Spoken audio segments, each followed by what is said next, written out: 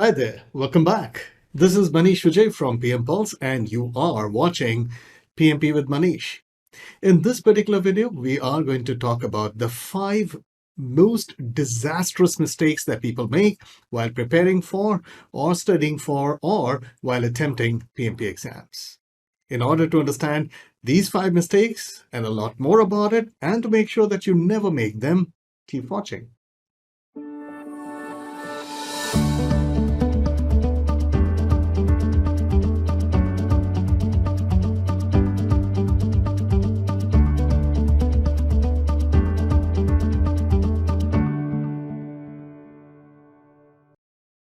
Before we talk about these 5 mistakes, it's important for us to understand the context of this particular video. This video is not a generic video which can be applied across ages of PMP certification.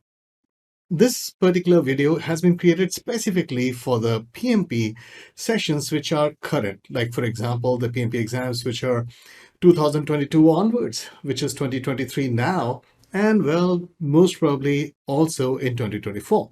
If anything changes, of course, I'll come out with a newer video, a more recent video, but currently just treat this video for this specific year. Keep that context of 2023 PMP exams in mind when you listen to these 5 mistakes. All right, let's talk about the very first mistake, and that is mugging up. Well, mugging up is a terminology that is used, or it comes from UK-based English. But if you are more of a follower of US-based English, well, in that case, it is cramming up, right? The whole idea is you just mug up everything, you cram up everything, and try to regurgitate as and when questions show up in PMP exams. And that's how a lot of people fail. You see, to be very honest, I don't want to sound cheeky here, but the fact is, the questions in PMP exams are a lot easier nowadays. Yes, I'm not kidding, right? But still, a lot of people fail the PMP exams simply because, not because of their IQ, not because of their abilities, it's simply because that they mugged up everything. When you mug up everything, you have a very specific word and formula association, which means that if those specific words don't show up in the PMP exams, your mind won't trigger, you won't be able to answer. But what happens in PMP exams nowadays, most of the questions are scenario based. And therefore, the terminology would not be exact. Even if they're talking about a specific change management or something, they may not use those terms as changes. And therefore, since you do not see that term change, you will not trigger. And that's where the problem lies. And that's the reason why so many people, they take a lot of stress by mugging up everything.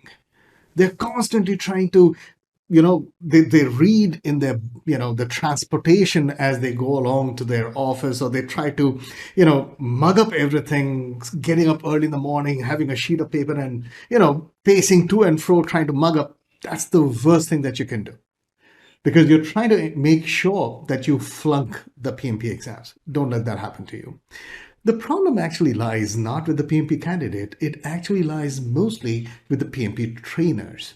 For some reason, and I don't want to get into details, many of these PMP trainers, in fact, most of them, do not have any industry background. They simply picked up this line of training because, hey, there's a great demand for it. Yes, I'm not kidding. Most of them. And therefore, these are the same people who are not able to explain things to you. They're not able to make you understand stuff. And therefore, they kind of project upon you or impress upon you, you need to muck up, you need to cram up, you need to, learn these things by heart before, you attempt the PMP exams. No, the main idea is understand. You should hound your trainers till you understand all the concepts, so that you don't have to mug up, so that you don't have to remember anything you understand. You don't have to mug up. That's the whole logic. And suddenly, once you understand things, you'll be able to clear PMP exam in the very first attempt without having as much of a stress. That's the point. Okay, so that takes care of the very first mistake, but a very common mistake, and that is the habit of mugging up or cramming up. All right, this brings us to the second mistake, disastrous mistake that people or PMP candidates commit when preparing for the PMP exams, and that is focusing on ITTOs, input, output, tools, and techniques. ITTOs. Not anymore. I do understand that ITOs were very important till the year 2020 end. And that's why I wrote a book long time back, which became super seller about ITOs, the patterns that you need to remember. And guess what? If you go, people still ask me for that book. Hey man, what happened to that book? I've been recommended to buy that book. And I tell them I've taken it off publication because it's not needed. And people still say, hey, you should not have done it. It's really important. I know it was a great book, but it was a great book for a different version of PMP exam. It's not needed now. That's the reason why I took it off publication, because I don't want people to buy that book and not be able to use it. And I don't want people to go in the wrong direction. Those are not important, not from the way you used to learn it, the way the patterns had to be remembered. No, see what has happened in PMP exams starting 2022 onwards, and that is, yes, we generally talk about processes. We generally talk about outputs, but we look at processes and output as more of a logical extension. So if they talk about deliverables, we are not talking about the process, at least not from the point of view of that specific term used for the process called, direct and manage project execution. That is not needed. Those terminologies are not used. And therefore, you need to just have a logical understanding. By looking at the scenarios, you need to figure out, hey, in general, what are they talking about? Which process are they talking about? And that's it. You don't have to kind of mug up or remember those specific names of the processes. Those 49 processes are out of the window now. Absolutely. They talk about processes, but they talk in a very generic term. And therefore, those are counterproductive.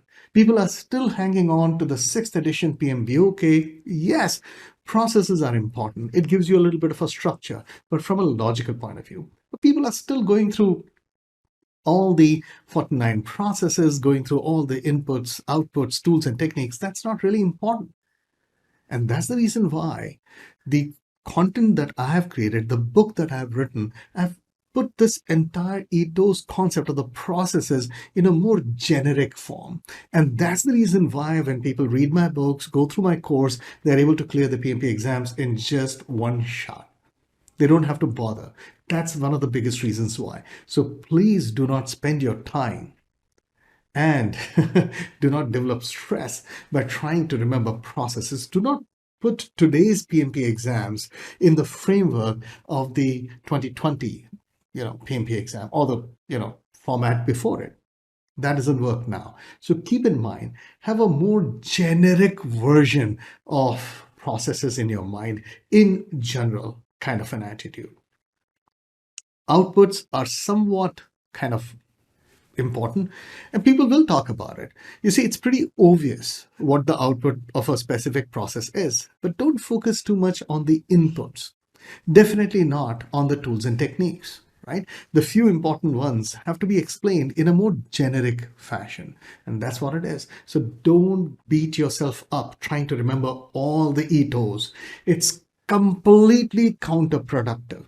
Just as I told you in the first mistake, that when you try to learn ETOs in the sixth edition kind of a framework or frame of mind, you have a word association, term association. And the moment it doesn't show up, and it's not going to show up like that in PMP exam, you'll not be able to answer the question. So have a more generic understanding. Yes, I do understand that the seventh edition has been published quite some time back. But that doesn't mean that the PMP exam nowadays, in fact, since 2022 onwards, and in future, in the near future, it'll be based on 7th edition alone. Absolutely not. And this brings us to the third disastrous mistake people make or assume that the entire PMP exam is now based entirely on the 7th edition. of PMBOK.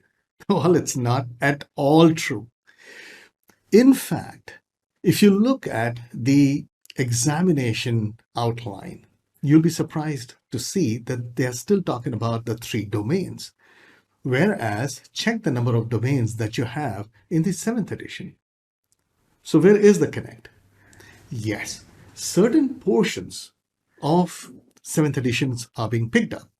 As we get into 2023 and more material would be picked up from seventh edition, but it still doesn't mean that it is entirely based on the seventh edition. In fact, if you look at things like ADCAR model, score model, or Oscar model, they are being picked up. Now, these kind of questions are beginning to show up in PMP exams more and more. So use the seventh edition mostly from the tools point of view, like what are the different techniques being used for which situations, right? Particularly when it comes to change management, focus on that. Some aspects of hybrid methodologies are something that are picked up pretty much from seventh edition. But if you look at the overall structure, it still is being relied heavily on sixth edition, minus the ITTOs. But the process format is still picked up from the sixth edition. Over and above that, there was a book written a long time back, I think in 2019 and or 2020, and it was called the PMI Approved PMP Prep Guide. Well, it was a book, and some portions are picked up from there. And yet another book where, a lot of information is picked up for PMP exams is the Agile Standards. Yet another place where some of the PMP questions are being picked up are from organizational change management. So these standards, so you'll find that multiple books and standards are being referenced for the creation of the PMP exam. So if you feel that, hey, I downloaded 7th edition, and if I go through all the PMBOK 7th edition, man, am I ready for PMP exams? In fact, you're doing yourself a disservice. I'll tell you another reason. 7th edition, it has been written in a manner that it becomes confusing. I don't say it's a wrong book or anything of that kind, but I know the guys who actually wrote that book, Raya Haddad and everybody. They're known to me. They're personally known to me. So I was one of the guys who reviewed it, and I realized that there are some aspects about how the book has been structured. Besides that, its domain, the format, the number of domains do not match with the PMP exams because it's now based on the ECO, right? So examination content outline is something that you need to bother about, but also understand that, well, the content is coming from a lot of places. That's the reason why either go for the kind of content that I'm making, which I picked up from everywhere, or ATPs. So be very careful where you're getting your content from, right? And do not have this misconception that, man, everything is coming from 7th edition. No, it's coming from multiple sources. In fact, today, I request people not to go through 7th edition, not to go for 6th edition, but to go for PMP training with a clean bent of mind, keeping in mind that whatever that they give you in training, provided you've picked up the trainer and the training with a lot of research, but apart from that, focus on the content in the training. That alone will get you through, or basically make you understand. So 7th edition is it's not something that you completely rely on. Some aspects are being picked up from there, right? So that's the third pretty disastrous mistakes. Don't make it. There is a kind of misconception about PMP exams that, what they teach in PMP has nothing to do with real world. And therefore, they have a very academic mindset towards PMP. And that brings us to the fourth disastrous mistake that people make, and that is have an academic bent of mind when they are preparing for PMP exams. Now, most of this concept of, forcing academic concept or making people feel that, preparing for PMP exams is just academic. It's nothing to do with the real world. There was a lady, there's no point taking the name. She was the most successful book writer for PMP exams. People still, though she's not with us anymore, she passed away. But the legacy of a book, no matter who writes it, still uses things like PMIism. When I read that book, when I was preparing for PMP exams, and like that's decades back, and I found that book extremely horrible, despite the fact that everybody told me that, man, this is the book you should read. Now, the point with that, the problem with that book, and in fact, I find that in even more books now, that the authors simply tell what to focus on. In PMP exams, if they ask you, do this. In PMP exams, if they do this, do that. As if PMP is not from this real world. And that academic bent of mind is so horrible because people are missing the main concept of clearing the PMP exams or really proving their worth in PMP exams is because most of the PMP questions are scenario based, and scenario based questions are more practical than straightforward questions. Hey, what's the input of that? What's the output of that? If you're doing this, what should be the next step? No, most of the questions are scenario based. And because they're scenario based, you need to not only, read it or understand anything from an academic point of view, you need to understand the context behind it. You need to understand what it really means and how would it be applied in the real world, because that's where the questions would come from. So that's the reason why when you have an academic bent of mind, you're missing the whole point. You're simply thinking that, hey, if the question says this, I'm supposed to answer that. But if slight twist in that question, you suddenly realize that you thought that was the answer, but the answer was something else entirely. That's the reason why you should not have an academic bent of mind. A lot of books, and for some reason today, this part is actually mixed with the very first mistake, and that is mugging up. The first mistake and this mistake, fourth, of academic outlook, they're kind of connected, and that's a horrible thing to do. Most of the books, most of the content, they talk about this is what you need to remember. If the question says this, do that. You may have a different kind of real world. So they've created a differentiation between real world project management and PMP version of project management. That's not true. Yes, there are a few companies, there are quite a few people who do not understand PMP and they are somehow doing project management. Obviously, that doesn't meet the requirements of PMP, but that does not mean that the real world is different. It's just that some of these guys are not doing a good job of project management. Just because they're not doing a good job with project management doesn't mean that this is the real world, right? And what PMP tells you is just academic. It doesn't really happen in the real world. No, that's a wrong mindset. You need to understand that these terminologies, concepts, the formulas, how do they affect in the real world? And when you understand that, you suddenly realize that you don't have to look at it from an academic point at all. In fact, the reason you feel a certain amount of stress is because you think that this is very academic. So I have to mug it up. I have to learn everything. I have to just apply it in the, for PMP exam and then forget everything else. The bigger problem with this approach is after, if at all you clear PMP exam, the real problem is after that.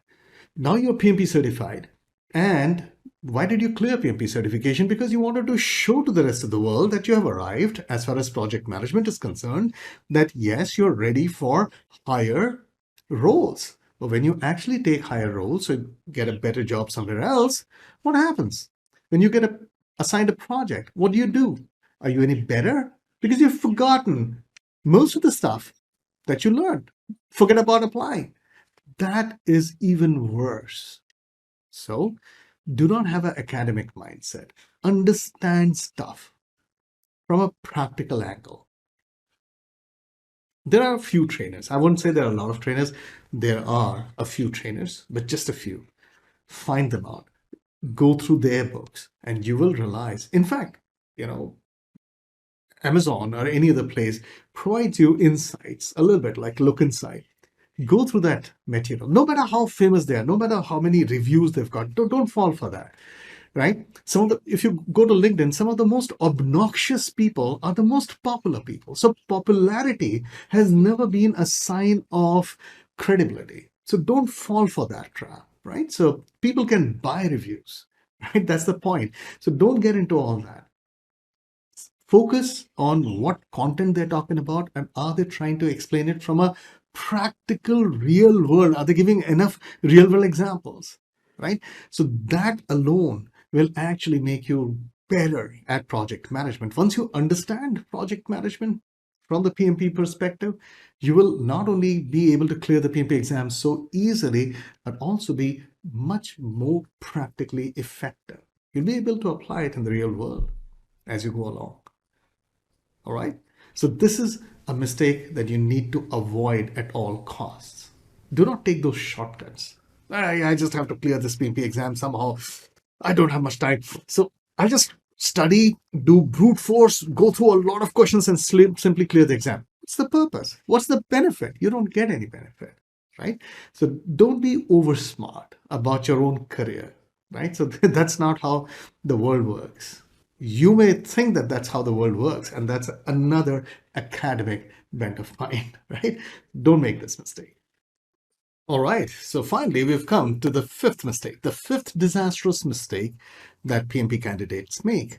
And this is the mistake that happens at the time of appearing for PMP exam.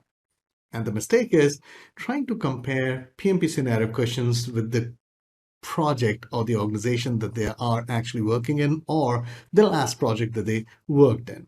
They read a scenario question and they simply compare it with, wait a second, in my project, something like this happened. What did we do? People try to relate the PMP questions with what happened in their project.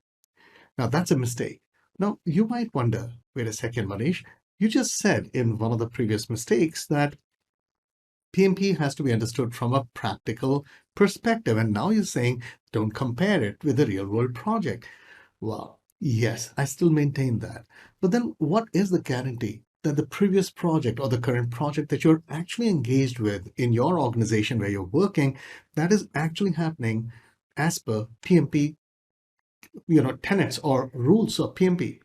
Most probably not. And if that's not the case, then what is the guarantee that the current scenario will map what happened in your PMP, in your real world project exactly? And that's a disastrous mistake.